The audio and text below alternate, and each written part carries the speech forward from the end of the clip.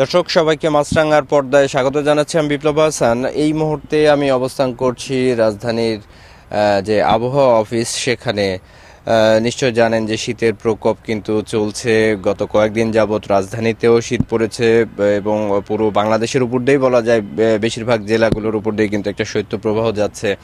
তো সাধারণত আমরা দেখতে পাচ্ছি যে শীতের কিন্তু খুব কুয়াশা পড়ে। তো বৃষ্টি আসলে কিভাবে হয় আমরা অনেকেই জানি, কিন্তু কুয়াশা কিভাবে হয় সেটিকে আমরা জানি। এবং শীতের কিছু তারতম্য থাকে, কখন আমরা অতি শীত বলি বা একদম প্রচণ্ড শীত বা মৃদু শৈত্যপ্রবাহ।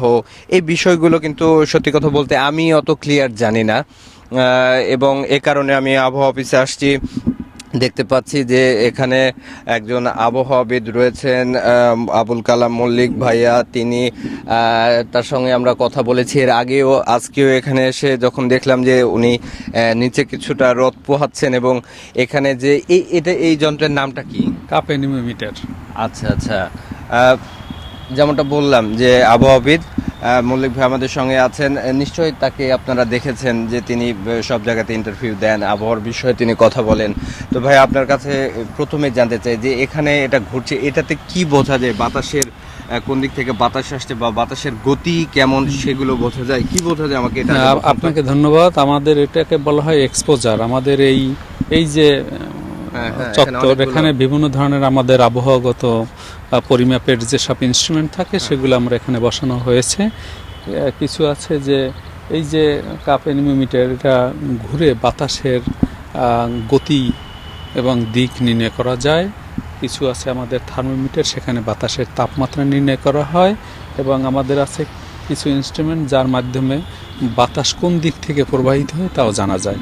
সুতরাং আমরা বিভিন্ন ধরনের, এবং উপরে অনেকগুলো টাওয়ারিং ইনস্ট্রুমেন্ট দেখা যাচ্ছে, সেখানেও বাতাসের গতিবেগ এবং আবহাওয়া তথ্যপত্র পর্যবেক্ষণ করা হয়ে থাকে। এই জায়গাতেই কি এই পুরো ঢাকার বা আশেপাশের জায়গার গতি বোঝা সম্ভব হয়? আরো একটু বেশি ফাঁকা জায়গায় গেলে বা একটু গ্রাম সাইডের দিকে সাভার টাইপের জায়গায় গেলে কি আরো ভালো হতো না? না এখানেই আনা?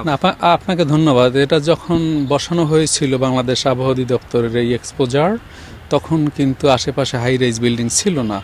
এখন আশেপাশে অনেক হাই রাইজ বিল্ডিং রয়েছে, কিন্তু এখন এক্সপোজার উপযুক্ত রয়েছে। সাধারণত একটা প্লেন ল্যান্ডে যদি আমরা কোনো পর্যবেক্ষণাগার বসাই, তখন 18 থেকে 22 কিলোমিটার পর্যন্ত এরিয়া প্রতিনিধিত্ব করে। অর্থাৎ এখানকার তাপমাত্রা, ঢাকা আগারগাঁও আবহাওয়া অফিসের তাপমাত্রা আমরা যদি 18 থেকে 22 কিলোমিটার ব্যাস ধরে একটা সার্কেল ড্র করি, তাহলে যতটুকু তাকে যদি পাই দ্বারা গুণ করি, পাই আর স্কয়ার, তাহলে যতটুকু এরিয়া হবে সেই এরিয়াকে সে প্রতিনিধিত্ব করে। কিন্তু পাহাড়ি এলাকায় এই পর্যবেক্ষণাগার হতে হবে এর কম, 10 থেকে 12 কিলোমিটার পর পর পর্যবেক্ষণাগার থাকা জরুরি। সুতরাং প্লেন ল্যান্ড হিসেবে এটার উপযোগিতা যথেষ্ট রয়েছে, এখনো এটা সুন্দরভাবে কাজ করে। জি, এটা যদি অনেক আগে স্থাপন করা, তারপরও এই সমসাময়িক সময় এটা মানে সুইটেবল। আচ্ছা, আরেকটা বিষয়, যেমন এটা আমার ব্যক্তিগত ইচ্ছা, আমার মনে হয় দর্শকরাও এটা জানতে চাইবে, বৃষ্টি কিভাবে হয়? আমরা অনেকেই বুঝি যে সূর্যের তাপে পানি উঠে গেল, আকাশে মেঘ জমলো, সেখান থেকে বৃষ্টি হয়। কুয়াশা আসলে কিভাবে হয়? কুয়াশা ছোটবেলা থেকে দেখে আসি, কুয়াশা হয় সাধারণত সন্ধ্যার সময় থেকে শুরু হয়, ভোর পর্যন্ত কুয়াশা হয়, রোদ উঠলে চলে যায়। কুয়াশাও কি বৃষ্টির মতো মেঘ থেকে নামে? আপনাকে খুবই চমৎকার প্রশ্ন, আপনাকে ধন্যবাদ। আমরা যাকে কুয়াশা বলি, কুয়াশাও এক ধরনের মেঘ। একে বলা হয় স্ট্র্যাটাস ক্লাউড। কখনো কখনো স্ট্র্যাটোকিউমুলাস ক্লাউডের মাধ্যমে কুয়াশা তৈরি হয়। যখন এই স্ট্র্যাটাস ক্লাউড ভূপৃষ্ঠকে টাচ করে, তখন আমরা তাকে আর মেঘ বলি না, আমরা বলি কুয়াশা। সুতরাং এটি একটা লোয়ার লেভেল কুয়াশা, এবং এই কুয়াশা তৈরির কতগুলো কারণ আছে। এক নম্বরে আমরা বলি একে লোয়ার লেভেল থেকে একদম ভূপৃষ্ঠ থেকে উপরের দিকে তাপমাত্রার একটু ঊর্ধ্বগতি থাকতে হবে। একে আমরা বলি ইনভার্সন লেয়ার, টেম্পারেচার ইনভার্সন থাকতে হবে। বাতাসে বায়ুর আর্দ্রতা অ্যাটলিস্ট 70% বেশি থাকতে হবে।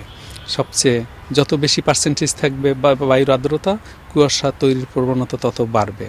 রাতের আকাশ ক্লিয়ার থাকতে হবে, এবং এই যে দিনের বেলা সূর্যের আলো পড়ে ভূপৃষ্ঠকে উত্তপ্ত করে, রাতের ব্যক্তিকাল শীতকালে বেশি, সারা রাত ধরে সেই তাপকে বিকিরণ করে ভূপৃষ্ঠকে ঠান্ডা করে, এবং ঠান্ডা করলে তখন বাতাসে যে বিদ্যমান জলীয়বাষ্প থাকে তা একদম সারফেস লেভেলে ঘনীভূত হয়ে স্ট্র্যাটাস ক্লাউড ফরমেশন করে। সেক্ষেত্রে বায়ুর দূষিত কণাগুলো নিয়ামক হিসেবে ভূমিকা পালন করে, একে আমরা তখন কুয়াশা বলে থাকি। এবং একে বলা হয় রেডিয়েশন ফগ। আবার কোনো কোনো ক্ষেত্রে নদীর অববাহিকায় হাওর বাওর বিলে থেকেও একদম জলাধারের কাছে যে কুয়াশা হয় তাকে আমরা বলি স্টিম ফগ। এবং পাহাড়ের বাঁকে ফাঁকে অনেক সময় অনেক কুয়াশা তৈরি হয়, একে আমরা ভ্যালি ফগ বলি, ভ্যালি ফগ। আবার কোনো কোনো সময় আমাদের বাংলাদেশের মধ্যে কুয়াশা তৈরি হয়নি, ধরেন ওয়েস্ট বেঙ্গল বা বিহারে কুয়াশা তৈরি হয়েছে, অথবা মেঘালয়ে কুয়াশা তৈরি হয়েছে, সেগুলো বায়ু যদি বহন করে বাংলাদেশে নিয়ে আসে, এই ধরনের কুয়াশা আমাদের দেশে অনুপ্রবেশ ঘটে, একে বলা হয় অ্যাডভেকশন ফগ। সুতরাং steam fog, valley fog, radiation fog, অ্যাডভেকশন ফগের সম্মিলিত রূপ হলো বাংলাদেশের ফগ। আচ্ছা, তো অনেক সময় এই কুয়াশার মধ্যে আবার দেখা যায় একটু বৃষ্টির মতো হয়, সেক্ষেত্রে কি হয়? মানে আপনাকে ধন্যবাদ আরেকটি গুরুত্বপূর্ণ প্রশ্ন করার জন্য। অনেকে একে তুষারপাত বলেছেন, অনেকে বৃষ্টি বলেছেন। আসলে এটা ভারী কুয়াশা যখন হয় তখন এই কুয়াশার কণাগুলো একটু বড় হয়ে যায় তুলনামূলকভাবে, এবং 0.5 মাইক্রোমিটার বা তার 0.5 মিলিমিটার সে যদি কম হয় তখন আমরা তাকে বলি ড্রিজেল। অর্থাৎ আপনার গায়ে মনে হবে যে বৃষ্টির একটু আবহাওয়ার মতো, বৃষ্টির মতো একটি অনুভব আপনার গায়ে লাগতে পারে, একে আমরা বৃষ্টিপাত বলি না, একে আমরা বলি ড্রিজেল। সুতরাং ভারী কুয়াশা যখন হয় তখন অনেক সময় এই ভারী কুয়াশার কারণে একদম tiny particle of water droplets যখন আপনার গায়ে লাগে, খালি চোখে দেখা যায় না, তখন কোনো কোনো ক্ষেত্রে কেউ একে বৃষ্টির মতো কুয়াশা বলে আখ্যায়িত করে থাকেন। এবং গত 7 তারিখে এবং 5-6 তারিখে বিশেষ করে সারা বাংলাদেশই এইরকম একটা ভারী কুয়াশার বা ডিজেল এর মতো পরিবেশ তৈরি হয়েছিল, এবং ঢাকায় ছিল এবং প্রান্তিক পর্যায়ে এটি বেশি ছিল। ঝড়ের সময় একদম মহাপ্রলয় ঝড় বলা হয়, মৃদু ঝড়, এই শীতের সময় দেখা যায় যে এরকম তারতম্য আছে। হ্যাঁ, আপনাকে ধন্যবাদ। আমরা শীতের সময় যেহেতু অনেক সময় বৃষ্টিপাত হয়, এবার ডিসেম্বর মাসে আমরা এবং জানুয়ারির আজকে পর্যন্ত আমরা কোনো বৃষ্টিপাত পাইনি, তবে শীতের বৈশিষ্ট্য বলি নির্ভরশীল আমরা একে বলি কোল্ড ওয়েভ বা শৈত্য প্রবাহ। এর আমাদের বাংলাদেশের ক্যাটাগরি রয়েছে যে তাপমাত্রা যখন 10 ডিগ্রি সেলসিয়াস বা তার নিচে নেমে আসে তখন আমরা তাকে শৈত্যপ্রবাহ বলে থাকি। তবে আমাদের কতগুলো ক্যাটাগরি রয়েছে, যেমন তাপমাত্রা যখন 8 থেকে 10 ডিগ্রি সেলসিয়াসের মধ্যে থাকে কোনো স্টেশনে, তাকে আমরা মাইল্ড কোল্ড ওয়েভ বা মৃদু ধরনের শৈত্যপ্রবাহ বলি। আবার 6 থেকে 8 ডিগ্রি সেলসিয়াসের মধ্যে থাকলে আমরা তাকে মাঝারি ধরনের শৈত্যপ্রবাহ বলি। সেটা মাঝারি ধরনের শৈত্যপ্রবাহ, কারণ 6.7 ছিল নওগাঁর বদলগাছিতে 7ই জানুয়ারি। হ্যাঁ, আজকে হচ্ছে আপনার আজকে ছিল 6.8 তেঁতুলিয়াতে, এটাও মাঝারি ধরনের শৈত্যপ্রবাহ। এবং 4 থেকে 6 ডিগ্রি সেলসিয়াসের মধ্যে তাপমাত্রা নেমে আসলে তাকে আমরা বলি তীব্র শৈত্যপ্রবাহ। আমাদের অনেক অতীত রেকর্ড রয়েছে যে 2 থেকে 3 ডিগ্রি সেলসিয়াসের মধ্যে বাংলাদেশে তাপমাত্রা রেকর্ড করা হয়েছিল। যেমন 4 ফেব্রুয়ারি 1968 সালে শ্রীমঙ্গলে 2.8 ডিগ্রি সেলসিয়াস তাপমাত্রা রেকর্ড করা হয়েছে। অধুনা 2018 সালের 8ই জানুয়ারি তেঁতুলিয়াতে 2.6 ডিগ্রি সেলসিয়াস তাপমাত্রা রেকর্ড করা হয়েছে, এবং এর নিচে 18 সালে এর চেয়ে তাপমাত্রার নিচে নামি 6 ডিগ্রি সেলসিয়াস 8ই জানুয়ারি 2018 সাল শ্রীমঙ্গলে না তেঁতুলিয়াতে। সুতরাং বাংলাদেশে অতি তীব্র শৈত্যপ্রবাহের অতীত রেকর্ড রয়েছে। এবারেও শীত পড়ছে, কিন্তু এই শীত যে সবচেয়ে বেশি শীত তা না, এর চেয়ে অতীতে অনেক বছর এর চেয়ে বেশি শীত পড়েছে। বেশিরভাগ মানুষের সঙ্গে কথা বললে তারা বলে যে এবারই সবচাইতে, যখনই কথা বলা হয় প্রত্যেক বছরই আমি দেখি খেয়াল করে তারা বলে যে এবারই সবচাইতে বেশি শীত। কিন্তু না, দেখুন, মানুষ এই তথ্য উপত্য আমাদের মেমোরিতে থাকে না, ভুলে যায়। যেহেতু আমরা এখানে আবহাওয়া অফিসে চাকরি করি, অতীতের সব রেকর্ড আমাদের রয়েছে, আমাদের জানা আছে যে কখন বেশি শীত পড়েছে, কিন্তু মানুষ ভুলে যায়। অথবা এই তাপমাত্রায় যখন দিনের এবং রাতের তাপমাত্রার পার্থক্য অনেকটা কমে যায়, তখন শীতের অনুভূতির তীব্রতা কম বেশি হয়। অনেক সময় শৈত্যপ্রবাহ না থাকলেও শীতের অনুভূতির তীব্রতা বেশি থাকতে পারে, যেমন বাতাসের গতিবেগ যদি বাড়ে এবং যদি সারাদিন সূর্যের আলোর প্রাপ্যতা কম থাকে, উত্তরা বাতাস প্রবাহিত হয়, তখন শীতের অনুভূতির তীব্রতা বাড়ে। সেক্ষেত্রে ক্লোদিং, দিনের সূর্যের আলোর প্রাপ্যতা, বাতাসে জলীয়বাষ্পের পরিমাণ এবং বাতাসের গতিবেগ এবং কোন দিক থেকে বাতাস প্রবাহিত হচ্ছে, ঊর্ধ্ব আকাশের ঠান্ডা বাতাসের নিম্নমুখী বিচরণ আছে কিনা, অনেকগুলো মেট্রোলজিক্যাল ফ্যাক্টর রেসপন্সিবল এই শীতের অনুভূতির ক্ষেত্রে। এবারই তো আপনার এই 73 বছরের মধ্যে সম্ভবত প্রথম এরকম হলো না যে দিনের এবং রাতের তাপমাত্রার দূরত্বটা খুব কম ছিল। হ্যাঁ, ওই পার্থক্য কমে গিয়েছিল। অর্থাৎ দিনের এবং রাতের তাপমাত্রার পার্থক্য যদি কমে যায়, কোনো কোনো ক্ষেত্রে 10 ডিগ্রি সেলসিয়াসের নিচে নেমে আসলে শীতের অনুভূতি বাড়তে থাকে, এবং কোনো কোনো সময় দিনের এবং রাতের তাপমাত্রার পার্থক্য যদি 5 ডিগ্রি সেলসিয়াসের নিচে নেমে আসে, তখন শীতের অনুভূতির তীব্রতা তীব্র থেকে তীব্রতর হয়। সুতরাং অনেক সময় এই ধরনের পরিস্থিতি তৈরি হয়, তখন মানুষ মনে করে যে বছরের শীত বোধহয় সবচেয়ে বেশি শীত। কিন্তু এই শীতকালে জানুয়ারি মাসে তীব্র শীত প্রবাহ, মানে কোল্ড ওয়েভ, অথবা মাঝারি ধরনের শৈত্যপ্রবাহ অথবা মৃদু ধরনের শৈত্যপ্রবাহ এই জানুয়ারি মাসের একটা স্বাভাবিক প্রক্রিয়া, বরং না হওয়াটাই অস্বাভাবিক। তার মানে এই জানুয়ারিতে হয়তো শীত একটু কমবে, কিন্তু আবার বাড়বে, শীত থাকবে সোজা কথা। হ্যাঁ, জানুয়ারি মাস জুড়েই শীতের অনুভূতির শৈত্যপ্রবাহ মাঝে মাঝে থাকবে। তাপমাত্রা গড়ে 8 থেকে 14 ডিগ্রি সেলসিয়াসের মধ্যে রাতের তাপমাত্রা ওঠানামা করবে। সারা বাংলাদেশের বিবেচনায় নিয়ে কথা বলছি। এবং দিনের তাপমাত্রা 22 থেকে 26 ডিগ্রি সেলসিয়াসের মধ্যে সাধারণত ওঠানামা করে। এর ব্যত্যয় ঘটলে শীতের অনুভূতির তীব্রতা বাড়তে পারে। তবে জানুয়ারি মাস যেহেতু শীতলতম মাস, গড় তাপমাত্রা 12.5 ডিগ্রি সেলসিয়াস, এবং এই গড় তাপমাত্রাও যদি অটুট থাকে স্টেশনগুলোতে, তাহলেও শীতের অনুভূতির তীব্রতা থাকে।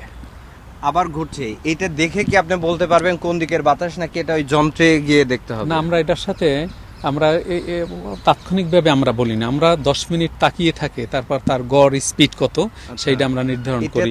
ওখান থেকে বলা যাচ্ছে ওই পাশে যে দিক, সেটা দেখা যাচ্ছে উত্তর এবং উত্তর পশ্চিম দিক থেকে বাংলাদেশে এখন বাতাস প্রবেশ করছে। সুতরাং এটা আপনি দেখেই বুঝতে পারছেন। দেখেই বোঝা যাচ্ছে ওই পাশেরটা। সাধারণত এটা কি দেখে আপনারা পরিমাপ করেন, নাকি এটার সঙ্গে এর সাথে মেশিন লাগানো আছে, যন্ত্রের ডিসপ্লেতে আমাদের কার্বোমিটার আছে, সেখানে 10 মিনিটের এভারেজ বায়ুর গড় বেগ কত হতে পারে সেটা পরিমাপ করা হয়ে থাকে।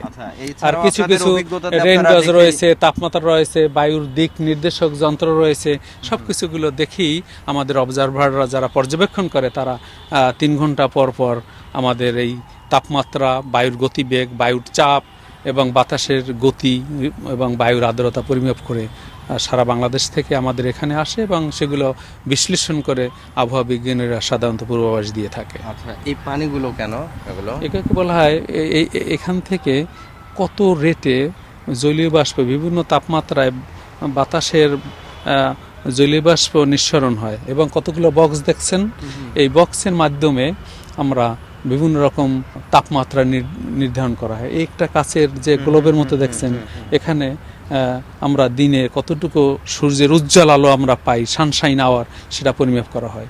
কিছু কিছু থার্মোমিটার ওখানে দেখা আছে যে মাটিতে বসানো, ডিফারেন্ট হাইটে 5 সেন্টিমিটার, 10 সেন্টিমিটার, 20, 30 এবং 50 সেন্টিমিটার ডেপথে বায়ুর সয়েল ময়েশ্চার কীরকম, সেগুলো আমরা পরিমাপ করে থাকি। আপনারা যে প্রেডিকশন করে যেমন বলেন আগামীকাল বৃষ্টি হবে বা এরকম ঝড় হতে পারে, এটা কি মোটামুটি অ্যাকুরেটই থাকে? আমরা যে অ্যাটমসফিয়ারের বিভিন্ন প্যারামিটার, ওয়েদার প্যারামিটার পরিমাপ করি, সেগুলো সব জায়গার তো পরিমাপ করি না। আমরা ডিসক্রিট টাইপ অফ বিভিন্ন জায়গার পরিমাপ করে সন্নিবেশ করে আমরা পূর্বাভাস দিয়ে থাকি। পূর্বাভাসের ক্ষেত্রে একটি টার্মিনোলজি আছে, একে বলা হয় ফোরকাস্ট আনসার্টেনিটি, অর্থাৎ ফোরকাস্টের মধ্যে অনিশ্চয়তা থাকে। আমরা বাংলাদেশ সহ সারা পৃথিবী মেট্রোলজিক্যাল এবং হাইড্রোলজিক্যাল সেন্টারের বৈশিষ্ট্যই থাকে যে কিভাবে এরর তো থাকবেই, সেই এররকে বা ভুল যতটুকু হয় তাকে কতটুকু কমানো যায়। এই জন্য এখন বর্তমানে অর্থাৎ ভুল থাকবেই, এবং সেই ভুলকে কতটুকু কমিয়ে গিয়ে সঠিকভাবে বলা যাওয়ার প্রচেষ্টা অব্যাহত থাকে, একে বলা হয় ফোরকাস্ট আনসার্টেনিটি, এবং সে ধারা বাংলাদেশ আবহাওয়া অধিদপ্তর অব্যাহত রেখেছে। অনেক ধন্যবাদ আপনাকে। দর্শক, এতক্ষণ যারা যুক্ত ছিলেন আপনাদেরও সবাইকে অনেক ধন্যবাদ, এবং নিশ্চয় জানলেন যে আসলে আমি যেমন জানতাম না যে কুয়াশা আর বৃষ্টির পার্থক্য, তিনি যেমনটা বললেন যে কুয়াশা আসলে এক ধরনের মেঘ। তো এই ছিল আজকের আয়োজন। এতক্ষণ যারা চোখ রেখেছিলেন সবাইকে আবারও ধন্যবাদ।